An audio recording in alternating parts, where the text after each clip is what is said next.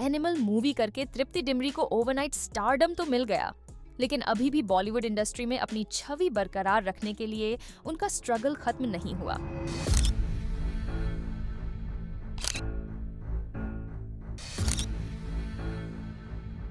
तृप्ति डिमरी पहले भी कई अच्छी फिल्में जैसे लैला मजनू, बुलबुल, कला में काम कर चुकी हैं, लेकिन इंडस्ट्री में फेम उन्हें उनकी एक्टिंग नहीं बल्कि बोल्ड सीन की वजह से मिला है।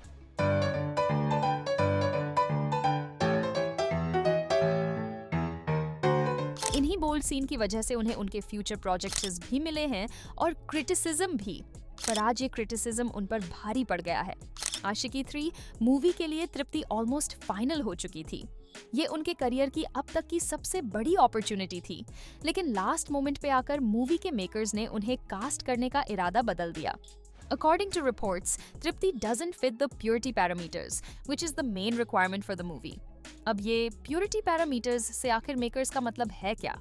तो देखिए, अगर गौर किया जाए तो आशिकी मूवी की हीरोइंस हमेशा soft, delicate and innocent character play करती हैं। फीमेल लीड का कैरेक्टर हमेशा किसी नाजुक बेचारी लड़की का होता है और उनके चेहरे से एक भोलापन झलक रहा होता है। एंड मेकर्स का भी यही कहना है that Aashiqui is a legendary soulful love story and they do not see Tripti fitting the parameters. अब तृप्ति इनके सो कॉल्ड प्योरिटी पैरामीटर्स में क्यों फिट नहीं होती हैं, इसका अंदाजा तो आप सब लगा ही चुके होंगे। अगर तृप्ति को मूवी से निकालने का यही रीजन है तो मेरे हिसाब से तो ये बहुत ही स्टूपिड डिसीजन है, क्योंकि अगर एक मूवी के रोल से आपकी बाकी मूवीज के रोल पर भी असर पड़ता है, फिर तो नितेश तिवारी की आने वाली मूवी रामायण में रणबीर कपूर को राम जी का रोल बिल्कुल नहीं करना चाहिए, क्योंकि रणबीर कपूर की तो पहली मूवी में ही उनके सारे कपड़े उतर गए थे और उनकी टॉवल भी खिसक गई थी। रणबीर कपूर ने एनिमल मूवी में भी काफी बोल्ड सीन दिए हैं, तो क्या फिर वो लॉर्ड राम के रोल में फिट हो पाएंगे? ऑब्वियसली हो पाएंगे, क्योंकि एक तो वो आउटसाइडर नहीं है और दूसरा उनका जेंडर भी उनके कपड़े और बोल्ड सीन देख के जज होने वाला नहीं है।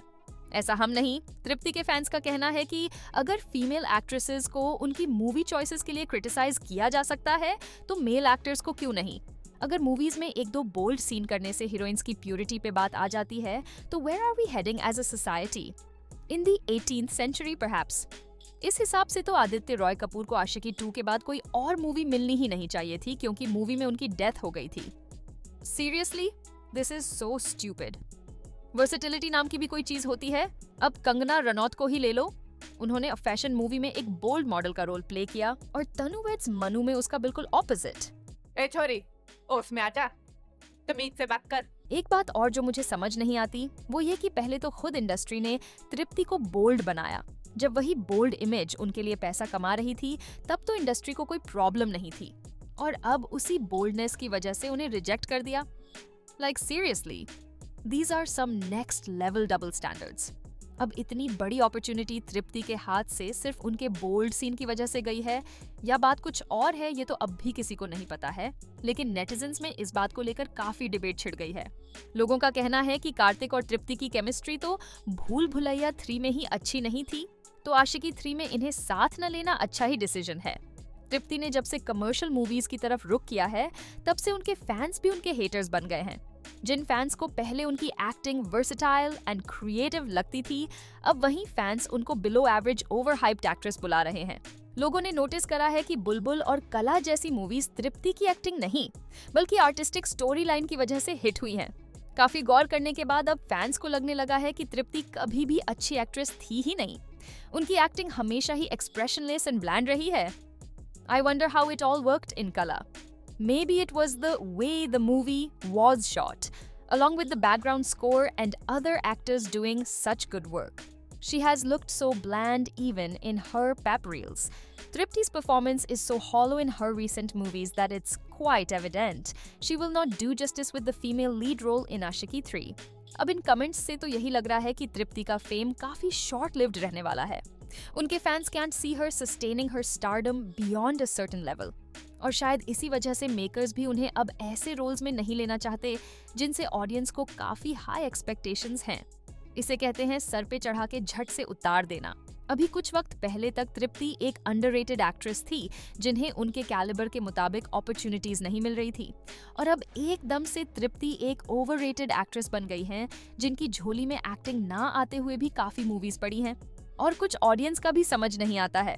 Why are they such hypocrites? Nepo kids को ले तो ये बोलते हैं कि आउटसाइडर्स को क्यों नहीं लिया, और आउटसाइडर्स को साइन करें तो ये उनकी एक्टिंग एंड मूवी चॉइसेस को क्रिटिसाइज करने में लग जाते हैं। The characters Tripti played in Bulbul and Kala are completely contradictory to what she played in movies like Animal and Bad News. तो क्या ये वर्सिटिलिटी नहीं है? कोई नेपोटिज्म के थ्रू आया हो तो प्रॉब्लम, कोई अपने दम पे आया हो तो प्रॉब्लम। आजकल लोग किसी की मेहनत एंड टैलेंट को अप्रिशिएट करना ही भूल गए हैं। अब नेटिजन्स का तो पता नहीं, but we are definitely rooting for Tripti Dimri's success. And in fact Tripti अब शाहिद कपूर के साथ अपनी अगले फिल्म अर्जुन उस्त्रा में नजर आने वाली है। ये फिल्म डायरेक्ट कर रहे हैं वेटन फिल्म मेकर विशाल भारद्वाज, और सुना है कि प्री प्रोडक्शन का काम ऑलरेडी स्टार्ट हो चुका है। रिपोर्ट्स के हिसाब से एक मैसिव स्टूडियो मुंबई में सेटअप किया जा रहा है और फिल्म का शूटिंग शेड्यूल 6 जनवरी 2025 से शुरू हो चुका है। वैसे अर्जुन उस्तरा के बारे में अभी ज्यादा डिटेल्स रिवील नहीं हुई हैं, लेकिन तृप्ति और शाहिद की पेयरिंग की वजह से हाइप काफी बढ़ गया है। ये उन दोनों का पहला कोलैबोरेशन है और फैंस काफी एक्साइटेड हैं। मेकर्स इस फिल्म को दिसंबर 2025 में एक ग्रैंड रिलीज देने का प्लान कर रहे हैं।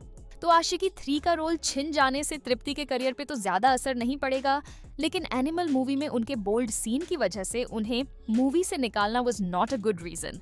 अब आप सबका इस पर क्या कहना है, और आपके हिसाब से आशिकी 3 में फीमेल लीड का रोल किसे मिलना चाहिए? हमें कमेंट करके जरूर बताइएगा। Thank you for watching our video. Please like, share and subscribe for more Gossip Unplugged. Bye.